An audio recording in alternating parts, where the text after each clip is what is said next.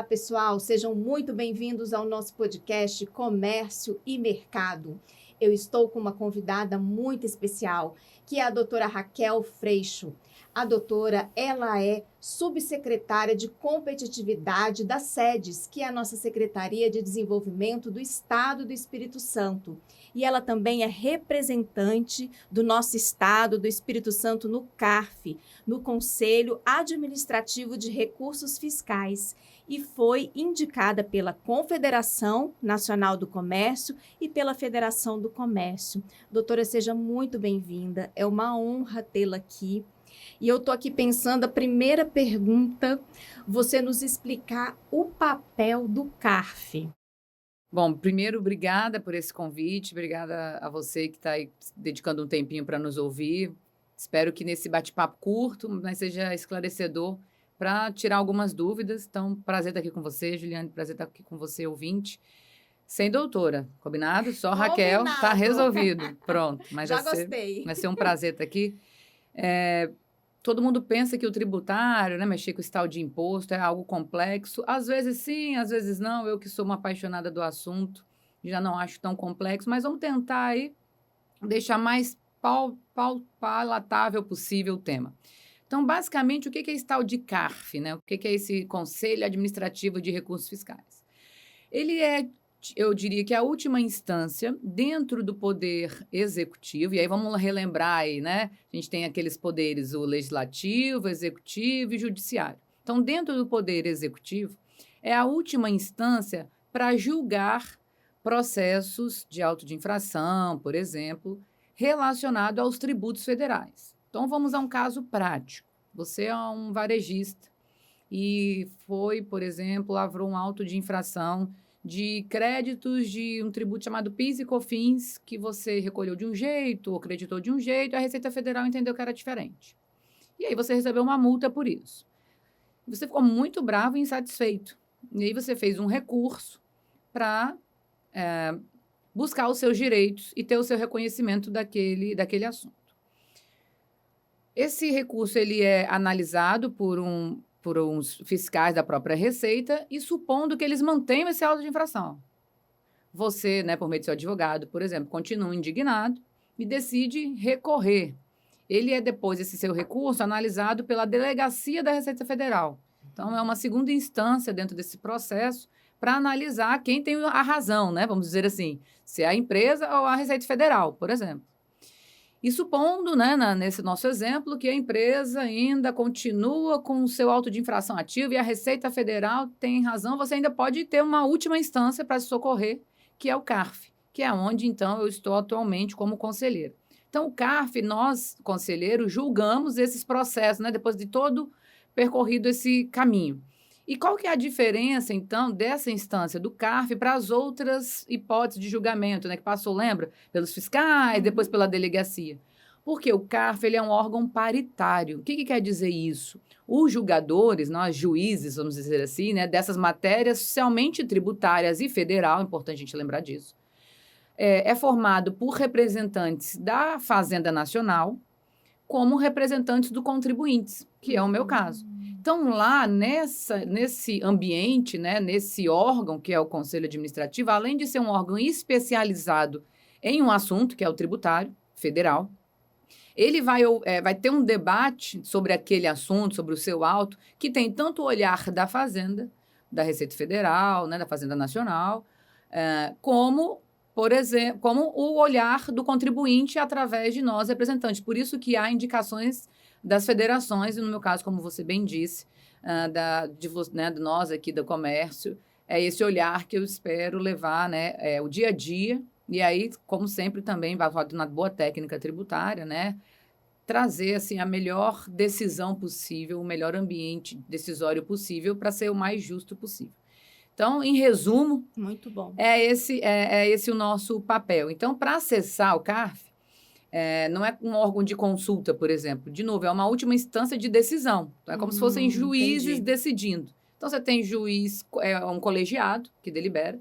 Então, teve uma reforma no CARF, já aproveitando esse ano, em 24, e hoje ele tem uma composição que envolve 204 conselheiros. Nossa. E, de novo, né, você tem ali metade contribuinte, metade olhar fazendário. Nossa, foi muito boa a sua explicação, bem didática mesmo.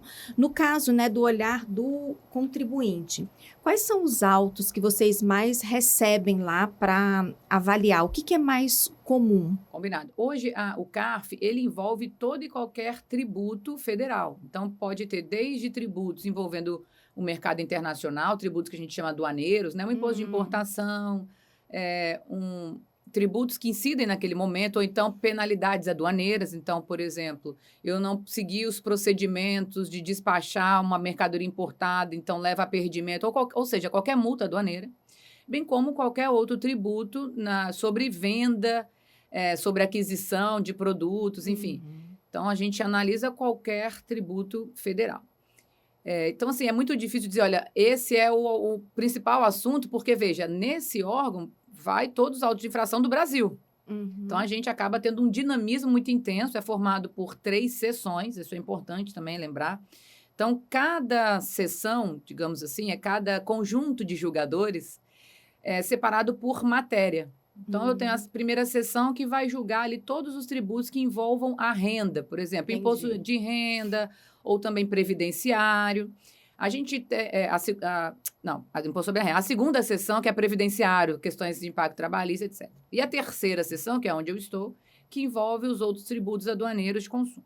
Então, dentro dessa sessão, o que a gente tem percebido bastante que toca o setor de comércio é um assunto bem quente que a gente escutou falar aí nos últimos anos, que é o tal do PIS e COFINS, que é um tributo que é uma contribuição que incide, enfim, sobre insumos. Então, o conceito de insumo para o PIS e COFINS na operação do varejo, por exemplo, tem direito, não tem direito, aqui tem direito a crédito, tem sido hoje o tema mais recorrente, não o único, de novo, né, mas o mais recorrente hoje tem sido tratado lá. Entendi. Doutora, a gente sabe que quando a empresa recebe, né? Chamei doutora de novo. Não, fica tranquila. Recebe uma notificação, tem um valor ali a ser pago, né? O que impacta no bolso do empresário. Qual que seria, assim, o seu conselho para que o empresário evite, né, ter esses problemas com a questão tributária? Ter um profissional da área tributária, ter um profissional contábil? Como que ele pode evitar chegar nessa situação? Excelente pergunta, Juliane. Excelente. O Brasil, eu diria, vou trazer o recorte para o Espírito Santo. A gente tem mudado uma característica nossa. Nós sempre fomos mais pelo aquele velho ditado, quando aconteceu o remedio, né? E existe um entendimento em outros estados, em outras economias, vamos dizer, que o prevenir é o melhor que remediar. Então, você possuindo um bom profissional que te dê consultoria, e aí, veja, seja contábil, seja tributária, porque são ações complementares, você ter um contador e não ter um advogado tributarista, muitas vezes não vai resolver. Dependendo da sua operação, você precisa ouvir os 2 profissionais, porque cada um tem a sua expertise. Eles se complementam.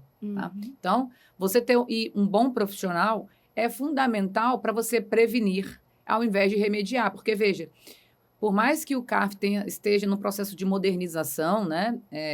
Acabei de falar da composição, que são 204 conselheiros, antes eram menores esse número, para poder acelerar os julgamentos. Dinheiro parado, né? A gente sabe que dinheiro parado ele não é um bom negócio para o empresário. Então, se você tem um bom profissional que te oriente, então, antes de iniciar uma operação nova, então eu quero alcançar um mercado de e-commerce, quero me expandir para outros estados, antes de só se jogar, senta com o seu contador, chama um profissional tributário e converse, entenda. Ótimo. Com certeza, esse é um bom passo. E tem um outro alerta que eu gosto muito de fazer, e aí eu vou olhar para você aí, contribuinte, quem estiver nos assistindo. Escolha um bom profissional, porque, infelizmente, a gente vê no mercado profissionais aventureiros que sugerem operações não muito republicanas, eu diria, pode fazer essa nota aqui que todo mundo... Não é assim. Não, a gente está numa nova era, a gente tem muito mais modernidade nos nossos sistemas de informação, tudo está muito mais inteligente. E se você não quer um cliente que não te pague, por exemplo, né? Se você não quer ter uma relação comercial com um fornecedor com base na má-fé, que também não seja assim com o físico. Então, isso é uma outra dica. Então, são duas em resumo. Tenha bons profissionais ao seu lado, e não necessariamente o bom é o caro, tá? Você tenha muitos bons profissionais no mercado, mas não... e tenham bons profissionais no sentido também de integridade, né? No sentido de qual é a proposição que ele está te fazendo. Porque, veja, esses órgãos julgadores, isso eu já tenho visto, é uma característica, nós sempre estaremos dispostos a aplicar boa técnica, né, na análise dos processos para os bons contribuintes. Para os maus contribuintes, e que isso fica caracterizado, a penalidade deve ser aplicada. Então, por mais que, né, às vezes as pessoas pensam, é um órgão que paritário, tem fazenda e contribuinte, então eles vão sempre olhar para a gente. A gente sempre vai olhar com a melhor técnica o bom contribuinte. Então, são importantes essas coisas. Eu já ouvi, sabe, Juliane? Mas o meu contador falou, nem fazia ideia. A gente sempre tem noção de alguns riscos. Nós somos né, empresário, fazemos boas escolhas. Então, a minha sugestão é essa. Faça sempre boas escolhas, que eu tenho certeza que o risco de autuação ela vai ser muito ínfimo. E, se acontecer, ela vai ser superada pelas análises técnicas competentes. Excelente. E como que você vê a evolução do CARF? Acabei dando um spoilerzinho, mas veja, pensa o volume que é de ações, né, tributárias que o CARF tem que analisar, porque são processos autos de infração do Brasil inteiro. E todos os processos que envolvam tributos federais chegam lá.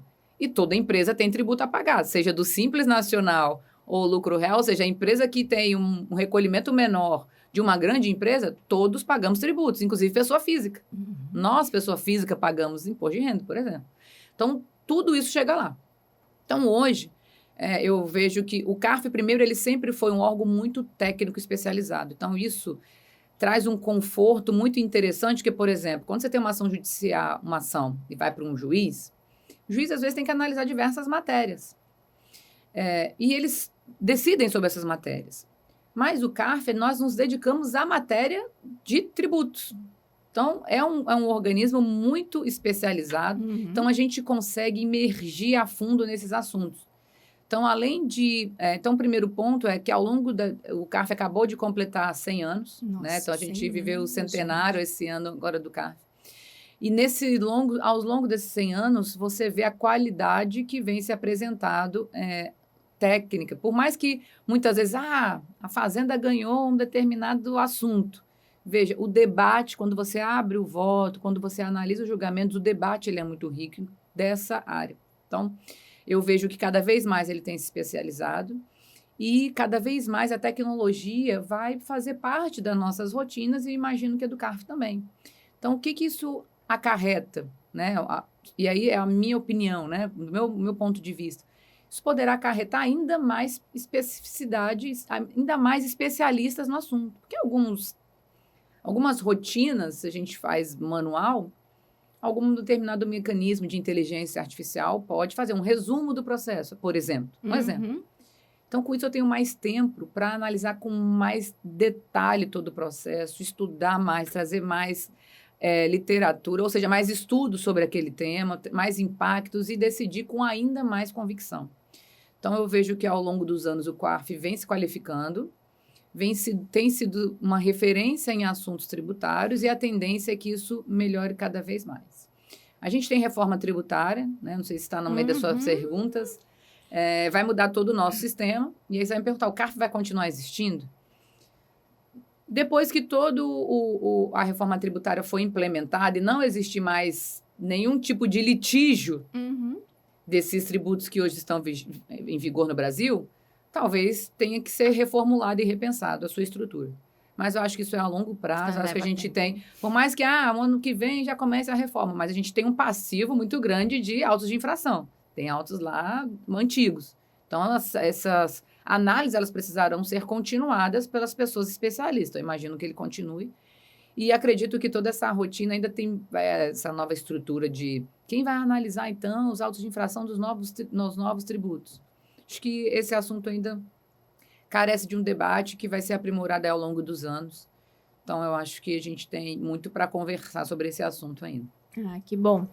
E a gente estava aqui, né, conversando nos bastidores, aí você falou que tem um mês que você está lá. Você já chegou a avaliar algum caso que você falou, nossa, esse realmente é muito desafiador? Todos os casos são, eu tenho esse olhar, porque, veja, cada voto que nós fazemos é uma empresa que está ali, é uma história, é um contexto. Muitas vezes você pode pegar, por exemplo, o mesmo tipo de atividade. Então, por exemplo, a gente pode pegar um tema que relacione à empresa varejista. Só que cada empresa varejista, e você que está me ouvindo não me deixa mentir, tem a sua forma de operar, tem o seu tipo de contrato a ser firmado com os seus colaboradores, com os seus fornecedores. Por mais que o segmento, digamos, seja o mesmo, cada empresa é única. Então, esse eu diria que é o maior desafio, ele é contínuo.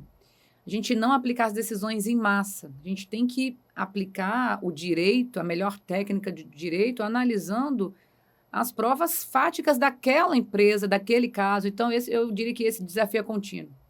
Você entender todo o conceito, né? Tudo que, bom, se fala de direito tributário, estudar, etc., mas olhar caso a caso, entender o dia a dia daquele contribuinte para extrair ali o que eu vou voltar, e isso tem que ficar muito claro. O contribuinte que operou com boa fé e o contribuinte que operou com má fé, para que a gente decida da forma mais justa possível. E como que está o Espírito Santo aí, né, dentro desse cenário, quando a gente vai avaliar essas notificações? Isso é uma boa pergunta. A gente não faz esse tipo de avaliação porque, quando a gente está falando de tributo federal, eu saio da administração do Espírito Santo, né? Então, eu estou Entendi. falando da União. Então, é a União quem analisa. Independente se aqui o Espírito Santo tem uma Receita Federal, se Brasília tem outra, se São Paulo tem outra. Eu estou falando, digamos, uma mesma classe de tributos. Então, de novo, a gente na verdade, eu nem olho onde está a empresa, né? A gente acaba nem passando por esse campo, porque ele é indiferente, né? A incidência ela vai ser ali sobre todo o seu contexto operacional. Então, o que a gente tem percebido dentro dessas turmas é que alguns tributos são bem recorrentes. Então, você falar de PIS e COFINS, por exemplo, e é muito comum, e as empresas precisam ter bastante cuidado do que ela vai considerar ali, o que eu posso acreditar ou não dentro da minha atividade. Tem um monte de decisão pipocando aí do STF da vida, STJ. Então, esse tema, para o setor, tem sido hoje, independente do Estado, por exemplo, eu destacaria aí como o maior volume. De novo, tá? Não é o principal, mas hoje temos tido, no contexto de análise, um volume bastante interessante, principalmente por estar repercutindo agora decisões do STJ, STF, né? STJ, tem gente que não sabe, é Superior Tribunal de Justiça e o STF, Supremo Tribunal Federal. Basicamente analisa assuntos mais voltados para a Constituição e a outra de normas infraconstitucionais, ou seja, que estão em legislações que não propriamente dito na Constituição. O CARF, eu não sei se realmente seria na alçada do CARF, né? Mas já chegou a pensar em fazer algum tipo de programa de prevenção para evitar que as empresas cheguem até esse estágio onde tem a notificação e aí vai recorrendo, enfim? Esse definitivamente não é o papel do CARF. Nós somos um órgão julgador, então eu não posso invadir competências, né? Quando a gente fala no direito administrativo, eu preciso, a gente diz que nós agimos vinculadamente à lei, princípio da legalidade estrita, ou seja, eu só posso fazer o que a lei me manda, né? Nós, particular, podemos fazer tudo o que não é proibido, né? Então, o que não foi proibido, a gente tem liberdade para fazer. Na administração pública é o contrário. Eu só posso agir quando a lei me autoriza. E aí, falando especificamente dessa estrutura, o CARF nasce para julgar processo. Então, eu não sou um órgão consultivo. Então, esse trabalho, ele precisa e é feito. A gente tem percebido que tem crescido muito esse olhar pelas outras instâncias, pela uma secretaria, eventualmente, de desenvolvimento, de fazenda, pelas próprias sindicatos que conversam com seus parceiros. Então, todo esse momento prévio, né? Ele é em outras competências. Hoje, o CARF não poderia, nem caberia, a gente nem teria tempo, mas a gente não tem essa competência prevista na norma. Eu sou um julgador E é isso que a gente precisa executar. Uhum. E para finalizar, qual a mensagem que você deixaria para as empresas no Espírito Santo em relação a todo esse processo aí com o CARF? Olha, a mensagem que eu deixo é reforçando as dicas que você me perguntou há algumas perguntas atrás, né? O que fazer para evitar se chegar ao CARF? O ideal é que os processos não cheguem lá. O ideal é que eu tenha pouco trabalho daqui a um tempo, porque isso é sinônimo que a gente tem poucas autuações. Então, o ideal é exatamente esse, é que a gente reduza o volume de processos que chegue lá. E para isso acontecer, precisa de vários fatores, né? Eu tenho certeza que tem empresário falando, mas os fiscais sempre olham diferente. Veja, isso é um fator. Mas aqui eu estou falando sobre o nosso olhar, sobre a ótica do empresário, sobre a nossa responsabilidade. Então, a dica é, se prepare, então tenha bons profissionais do seu lado e sempre haja pautado com uma boa-fé econômica, boa-fé contratual, boa-fé empresarial. Esses bons contribuintes, que é o que a gente tem escutado muito falar por aí, esses bons contribuintes tendem a ser menos penalizados. Então, esses bons contribuintes tendem a ter menos processos para chegar lá. Então, essa é o grande recado que eu gostaria, primeiro, de agradecer, né, pela confiança de vocês. Procurem bons profissionais, tanto tecnicamente como eticamente, ao lado de vocês, que eu tenho certeza que esses riscos serão mitigados e você vai conseguir cuidar do seu negócio com muito mais tranquilidade, porque é um peso você ter um processo nas suas costas, né? É um peso econômico e é um peso psicológico. Então, a gente tentem ao máximo, né? Façam esse tipo de ações, sejam bons contribuintes. E bom contribuinte não necessariamente, vou sair pagando tudo que me mandam.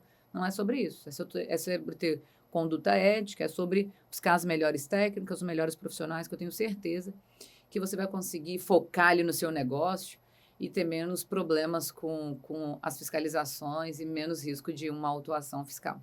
Contem com a gente, contem com a FEComércio, né? Aqui falando a nível de Estado, eles são muito preparados para auxiliar vocês exatamente nesses processos preventivos, né? Nessa parte de, olha, eu tenho essa grande operação, como a gente pode fazer como um setor? Então, exatamente. Vocês estão muito bem, tem um bom suporte, né? Que no âmbito do Estado, a FEComércio e a CNC, para evitar esses litígios, né? E se eventualmente, enfim, vocês tiverem alguma autuação e chegar lá, saibam que tem todo um aparato, assim como eu, diversos outros conselheiros que estaremos aplicando ali a melhor técnica e a mais correta possível, de novo, sempre defendendo o bom contribuinte. Perfeito. Ai, Raquel, muito obrigada. Imagina. Viu? Foi ótimo aqui o nosso bate-papo, bem esclarecedor. E você fica ligado. Se você gostou desse conteúdo, coloque o seu like aí embaixo, compartilhe, que isso é super importante para os empresários, e até o nosso próximo podcast. Um abraço.